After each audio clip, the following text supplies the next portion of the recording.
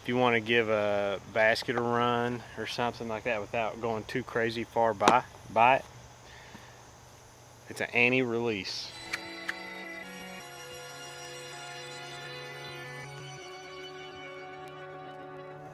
What's going on, guys? Welcome back to the channel. I'm back here again with another Fieldwork Friday. Before I go any further, make sure you click the subscribe button, ding that bell, leave me some likes, some comments on these videos, let me know what you want to see. Also, doing that helps the YouTube algorithm push the videos out so I can get more content to you guys. But today we are working on touch forehands, but not with just any disc. It's going to be with a putter.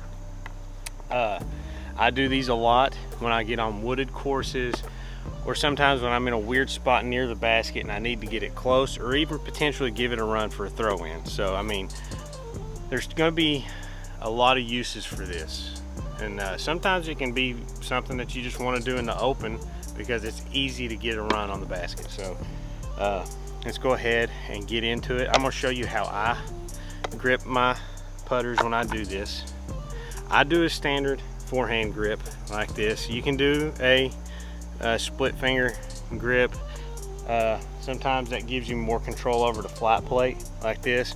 For me, I'm just so much more comfortable. I've thrown all forehands like this for a while that most of the time I'm going to be throwing it like this. There might be every once in a while I might have a little split in my finger, but in general, make the handgun and put your pad of your finger against that rim and make sure you're clamping. You don't want your hand straight, you want your hand cocked back like this.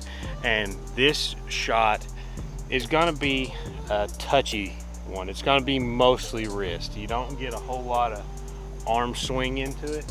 It's going to be a lot of from this part of your body up top, because it's going to be an ante the whole way, and you need these shots sometimes. So I mean, it's something worth practicing, and especially with the slow disc, you can control the angle really good and get a good flight out of it. So I'm gonna step right up here in front of the camera so you can see my feet, and I'll throw a couple shots. So the way I'm going to be doing these, my stance in general when I'm throwing these is going to be a step out. So it's when I can't throw a backhand hyzer because I've got a tree or something right next to me. So I'm going to be stepping like this, and it'll be a lean out. So I'm going to throw a couple just to show you what they look like.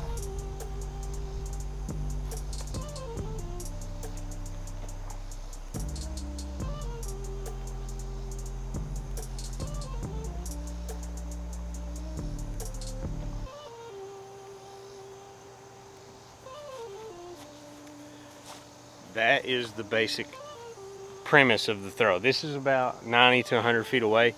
When I'm throwing this shot, it's going to be in that distance. For me, it's a really consistent flight. You can get that putter to fly kind of like you're throwing a backhand hyzer for an approach because they're so slow. Now, if you're throwing something like a zone or a harp, this is going to be a little bit, it can be harder and easier at the same time. So if you're good with harps and zones, you know you can put a lot more angle on it and power. They can handle that glide. These are more just neutral to slightly stable putters. I'm throwing P model S's. So if I turn these too much, they're gonna just go up and end up rolling. So it's a good shot to get yourself out of trouble sometimes. So like I said earlier, this is going to be a lot of wrist. So your movement's going to be right here and getting a lot of flick right towards the end. And the way that I imagine my throws is I'll pick a spot up here in the air that I'm wanting, because basket's right here. I'm hitting a spot up here and I'm standing towards that spot and hitting it with anhyzer. One thing you got to make sure is you're not throwing like a nose up, because then all that's going to do is it's going to do that. So you're wanting a good nose down and extending out towards your target there. I'll throw a couple more.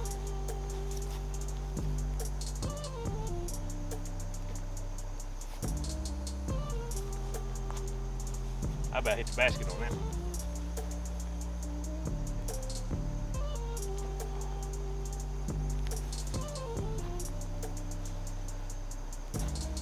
And what I do, I'm in the open here, so what I'm imagining is I've got a wall of trees on this left side that are going to the basket, and that's what I'll use this shot for a lot.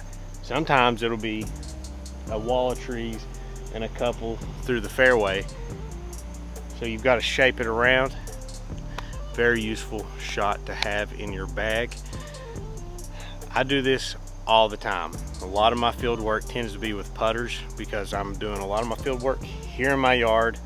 I've got max like 300 feet of distance to work with here, so most of the time it's only putters because that's about the distance I throw putters anyways.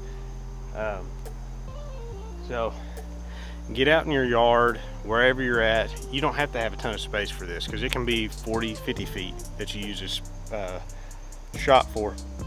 Find something, step out from it, and get good smooth wrist flicks on it.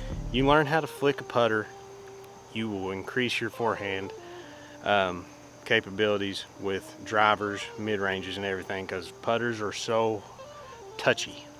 So that is going to be my Fieldwork Friday for you guys. If you've got any questions, leave them in the comments. Remind me of stuff that you want me to cover more on these videos with Fieldwork Fridays. So I'm open to suggestions. I'm just trying to get more content out to you guys that can benefit you and help you out, because I want to help you. Share these videos, share the channel with your friends. I'm trying to get up towards that 1,000 mark. I'm over 500. I'm edging up towards 600 subscribers now, so let's keep it pushing. I'll see you next time. Peace.